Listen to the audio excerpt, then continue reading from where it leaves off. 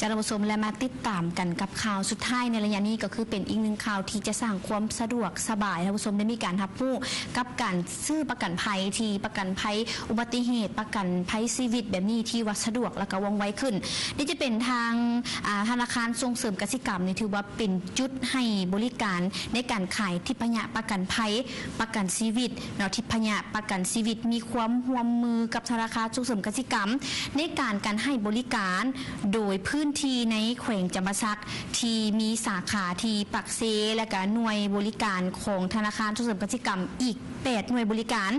สำหรับประชาชนโดยทั่วไปถ้าสนใจในเรื่องของการอยากที่จะให้ประกันภัย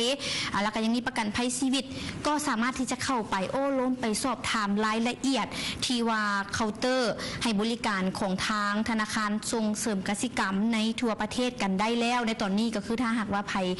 มีข้อสงสัยมีคำถามอยากที่จะไปศึกษาข้อมูลมังกรบหรือว่าสนใจอยากที่จะซื้อแบบนี้ก็สามารถเข้าไปได้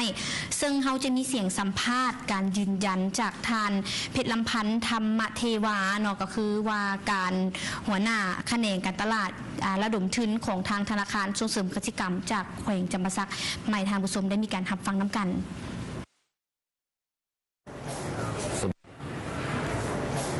สบายดีครับพระเจ้าข่าวเพชรลำพันธ์ธรรมเทวา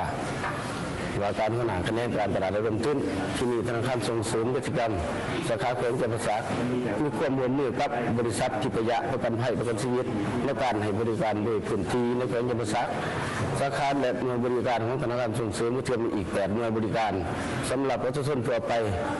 ถ้าสนใจเรื่องประกันภัยประกันชีวิตสามารถสอบถามรายละเอียดที่เคาน์เตอร์ให้บริการของทจต.ทั่วประเทศจากผู้ชมนั่นก็คือว่าเป็นอีกข่าวดีข่าวหนึ่งที่ชาวเมืองก็คือเมืองปักเซแขวงจำปาสักนี่ก็ถือว่าสามารถที่จะเข้าไปสอบถามกันได้แล้วก็สามารถที่จะซื้อกันได้เลยในปองให้บริการของเพิ่นก็คือว่าทางทิพยประกันภัยเนาะเพิ่นก็ได้มีการลงไปปักทุ้งใส่ที่แขวงจำปาสักกันแล้วก็คือได้มีพิธีได้มีงานที่ว่ายิ่งใหญ่กันเลยในมือนั้นก็คือว่าเป็นอีกหนึ่งสาขาก็คือสำนักงานใหญ่อยู่ที่นครหลวงเวียงจันทร์สาขาอยู่ที่แขวงสวรรณเขตและตอนนี้ก้าวไปที่แขวงจำปาสักกันแล้วถือว่าเป็นอีกหนึ่งข่าวที่พี่พวกเขานำมาบอกโตส่งให้ท่านนี้มีการทับหูกันไว้ในข่าวอะไรอย่างสุดท้ายแบบนี้